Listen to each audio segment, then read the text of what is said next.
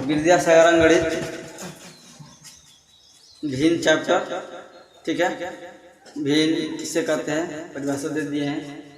आज हम भिन्न में यानी कि भिन्न चैप्टर में 11 क्वेश्चन आज देखेंगे, ठीक है। आज 11 नंबर क्वेश्चन पढ़ेंगे। 11 से लेकर 20 तक क्लास चलेगा आज, ठीक है। भिन्न हम पढ़ रहे थे, क्वेश्चन नंबर 11 आज हम देखेंगे, ठीक है। क्वेश्चन नंबर 11 दिया है, क्वेश्चन नंबर कितना, क्वेश्चन नंबर 11 दिया है। वह छोटी सी छोटी संख्या है जिसे 12/5 11 नंबर क्वेश्चन दिया है कि 11/25, ठीक है। दिया है 11/25, 11/27, 11/13, ठीक है, 11/19, ठीक है। बोला इसको अवरोही क्रम, ठीक है। अवरोही का मतलब होता है घटते क्रम, ठीक है। अवरोही का मतलब होता है बढ़ते क्रम, अवरोही का मतलब होता है घटते क्रम, यानी कि जो संख्या है इसको अवरोही क्रम में लिखना है, ठीक है। अवरोही का मतलब घटते क्रम, ठीक है। अवरोही का मतलब क्या होता है, घटते क्रम। हमारा घटते क्रम अब यहाँ पर दिया है 11/25, ठीक है। 11/25 दिया है ना, तो सबसे हमारा घटते क्रम में लिखना है ना। तो घटते क्रम में तो सबसे छोटा कौन सा है, तो 11/13 ना, क्योंकि जो जितना ही छोटा होता है वही क्या है ना बड़ा होता है ना। तो 11/13 हो जाएगा, कॉमा उससे छोटा है 19 नीचे वाला देखा जाता है, हर देखा जाता है कितना छोटा है, वही जितना छोटा होता है वही उतना ही बड़ा होता है, ठीक है। भिन्न में तो 11/19 है ना, ये कितना हो जाएगा 11/19, कॉमा उसके बाद इससे छोटा कौन सा है तो 25 ना, 11/25, और ये 11 कितना हो जाएगा 27। हमारा क्या हो गया घटते क्रम। घटते क्रम का मतलब क्या, सबसे पहले बड़ा, उसके बाद फिर बड़ा, उससे थोड़ा बड़ा, और उसके बाद उससे बड़ा, ठीक है। तो ये सबसे बड़ा हो गया, उसके बाद इससे छोटा, इसके बाद इससे थोड़ा छोटा, इससे सबसे छोटा ये हो गया। ये क्या हो गया घटते क्रम यानी कि अवरोही क्रम। क्वेश्चन नंबर 12, ठीक है। क्वेश्चन नंबर 12 दिया है, मोहनलाल संघल ने अपनी पूंजी का 1/4 भाग अपने लड़कों को तथा 1/3 भाग अपने पत्नी को तथा 1/8 भाग अपनी पुत्री को दिया, ठीक है।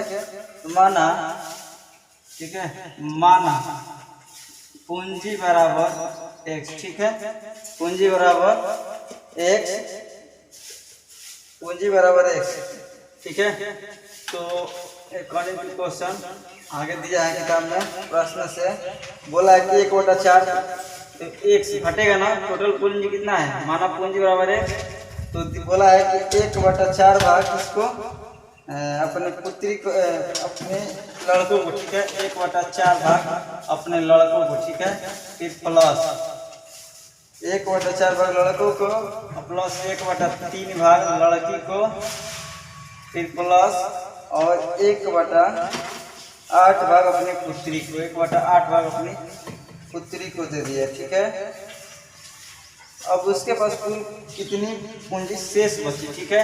शेष ना, ठीक है, हमारा शेष बच गया कौन सा भाग, तो x माइनस में देख रहे कितना कुल पूंजी में से जितना दिया उतना घटेगा, यानी कि समझा देते हैं। मान लीजिए कि यदि सोहन के पास, यदि जैसे बता रहे हैं, ठीक है, मान लीजिए सोहन के पास मान लेते हैं 50 रुपया था, उसने बोला सोहन और मोहन और रोहित तीनों को कुछ कुछ रुपया दे दिए, ठीक है। 5 रुपया, 7 रुपया और 8 रुपया मान लेते हैं, ठीक है। इतना रुपया दिया, बोला कि उनके पास टोटल कितना शेष बचा है, ठीक है। तो हम क्या करेंगे, तीनों को जोड़ के इसमें से घटाएंगे ना, जो शेष बचे वही ना। यही यहाँ पर बोला है धन जो नहीं बताया कि 50 रुपया, ठीक है। बोला है कि धन तो मान लीजिए कितना कुल धन x है, और बोला है कि 1/4 भाग अपने पुत्री को या लड़के को, 1/3 भाग अपनी लड़की को, 1/8 भाग अपनी पत्नी को। तो सबको जरूरत है कि कितना से टोटल पैसा दिया, ठीक है। तो ये जब x में गुणा हो तो x/4 प्लस 1 में x/3 और x/कितना 8, ठीक है। तो अब इसको लसागु ले लेते हैं।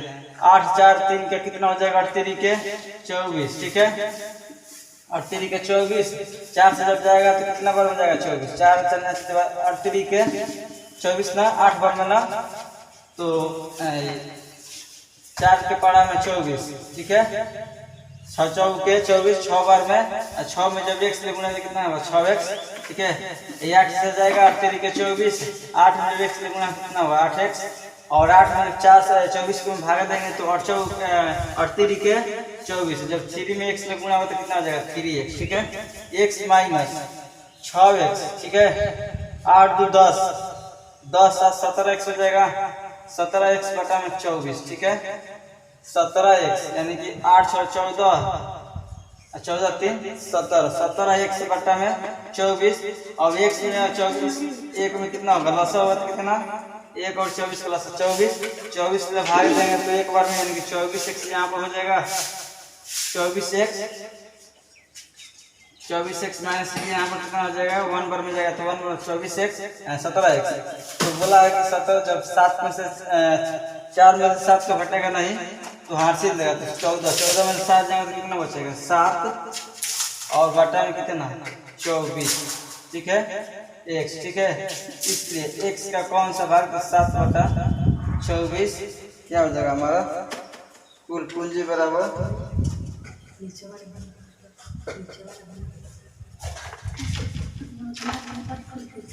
कितना हो जाएगा 7x बटा 10। कितना भाग ना तो भाग बराबर यानी कि लिख सकते हैं क्या x का 7 बटा 24 भाग यानी कि शेष कितना बचेगा इससे कुल पूंजी, ठीक है। कुल पूंजी बराबर कितना हो गया 7 बटा हमारा 24 हो गया आंसर, ठीक है। यहाँ पर क्वेश्चन नंबर कितना था 12 ना, क्वेश्चन नंबर 13, ठीक है।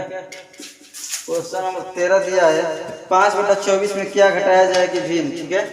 5 बटा 14 में से क्या घटाया जाए, मान लेते x घटाया जाए तो भिन्न हमारा 7 बटा 42 बदल जाता है, ठीक है। किताब में दिया है कि 5 बटा 14 से क्या घटाया जाए कि प्राप्त भी 7 बटा 42 हो, ठीक है। तो हमने कहा कि x घटा दिया तो 7 बटा 42 हो गया, ठीक है। अब यहाँ पे देखिए माइनस में x ये प्लस है ना उधर जाएगा तो क्या हो जाएगा माइनस हो जाएगा यानी कि ये 5 बटा 14 माइनस हो गया, माइनस x बराबर 14 के 42, 14 का लसा कितना हो जाएगा 14 42, 42 होगा ना। 14 और 42 का लसा कितना हो जाएगा 14 42, ठीक है। तो 42 होगा लसा, जब भाग देंगे तो एक बार में कितना हो जाएगा 7, ठीक है। और जब 14 में भाग देंगे तो 17 14 14 42 3 बार में ना 3 से 5 में गुणा करेंगे तो कितना 5 है 15 माइनस x बराबर 15 में 7 जाएगा तो 8 7 15 बड़ी संख्या माइनस में तो ये भी माइनस में बटा में कितना 42, ठीक है। तो बच्चा कितना तीसरा क्रॉस मल्टीप्लिकेशन करेंगे तो माइनस माइनस को हटा देते हैं, ठीक है।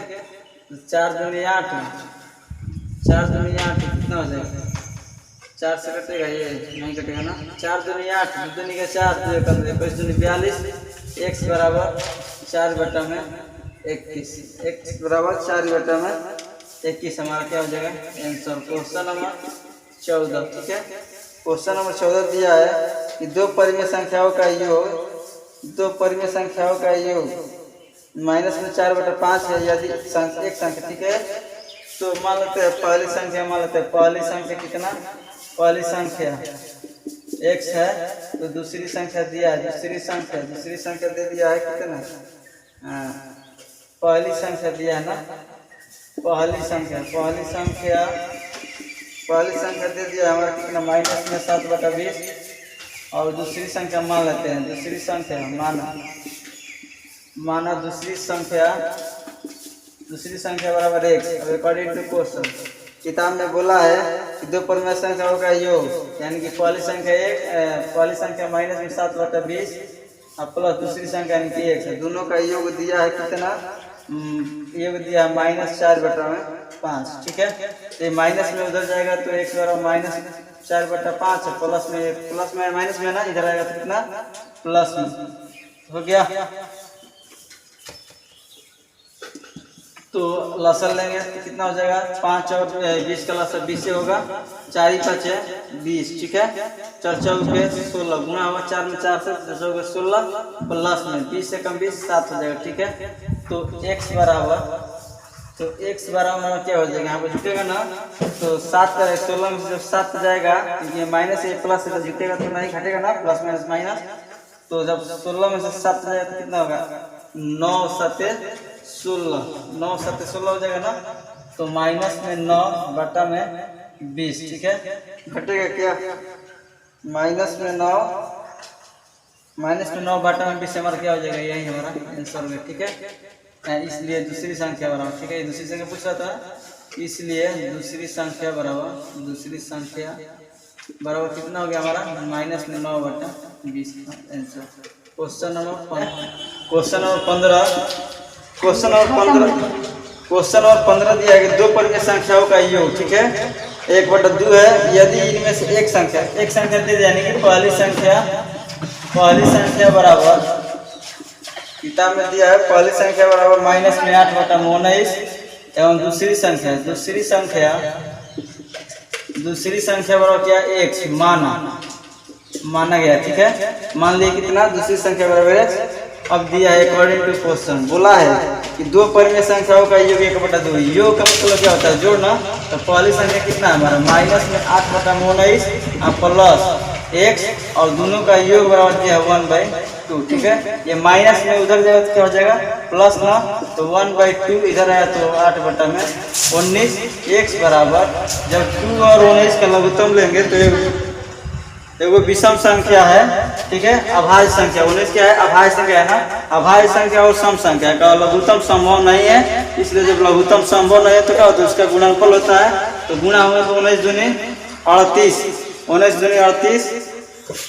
जब 2 में भाग देंगे तो 19 घर में 19 से जब 1 में गुणा करेंगे तो कितना? 19 प्लस 19 में जब भाग देंगे 38 में तो 19 दूनी 38, यानी कि 2 बार में, और 2 से जब गुणा होगा 8 से 8 दूनी का 16, ठीक है।